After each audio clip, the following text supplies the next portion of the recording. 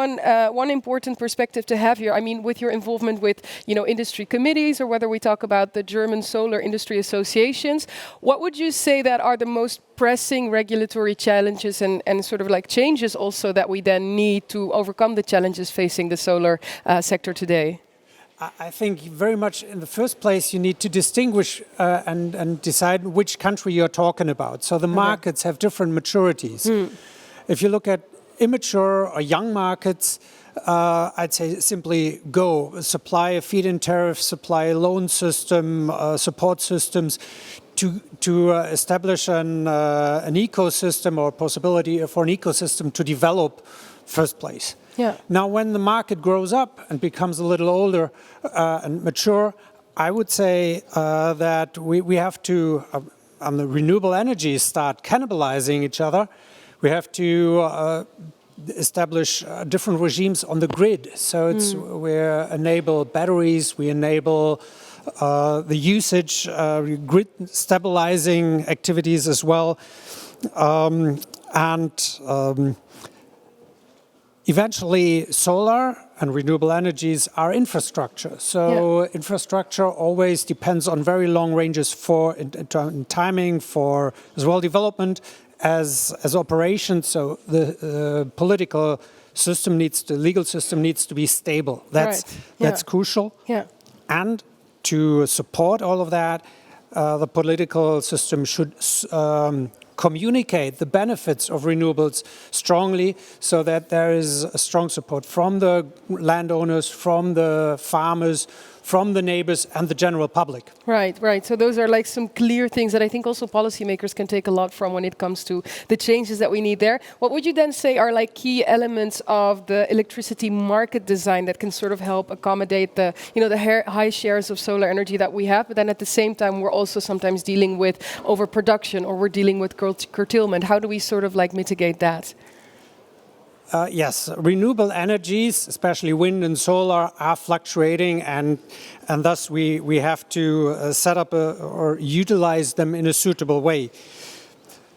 When in terms of energy, that's addressed by the energy market, and flexible pricing according to the energy market can mitigate some of the utilization. Right. But not only. We also have to take into consideration, especially for mature markets, that the grid is a restraint. In Germany, the market setup assumes that there is simply an energy market and the grid is available, but it's not. So the whole setup needs to be changed to a way where grid shortages are reflected and also paid for if a battery works not only on arbitrage, but also on grid stabilization. That's interesting. So you say it's not just dynamic pricing, but on top of that, this entire notion of how we look at the accessibility and availability of the grid, that has to sort of fundamentally change. You mentioned some ways in which we can do that. And legally, currently in Germany, it's prohibited, and that needs to change. Yeah. Finally, shortly, Joachim, I mean, one of the things that we continuously always hear when we talk about making this energy transition is the importance of financing, right? I mean, for yourselves, your company has secured over 300 million in project financing over the past 5 years. You have projects in Canada, in Kazakhstan, in Poland. What would you say are the most important factors in successfully getting financing, if you could say as a last answer? It's two things. I'd like to address, on the one hand, the public side. So it's about providing a stable legal framework. It's about the possibility of attractive revenue streams. It's about allowing or providing a number of different applications like ground-mounted system, rooftops, private rooftops, commercial use, agrivoltaics, floating, etc.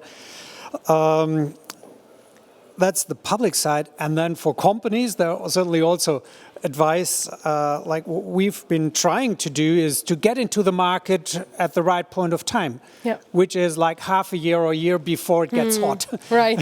So timing is another crucial element. Timing, choosing your attractive project size, And ESG remains an important issue. Yeah. So lots of banks like the EBRD, R Green, KfW, they are very much looking at ESG terms. So your whole company has to set up a regime of doing that. That is fundamentally about sort of like making sure that you retain also your social license to operate in that sense. Even though it might be somewhat irritated by activities on the western half of our globe, but it remains and will come back, and we should be positioned. Yeah, thank you so much, Mr. Joachim Goldbeck. Thank you so much for being here and sharing those insights.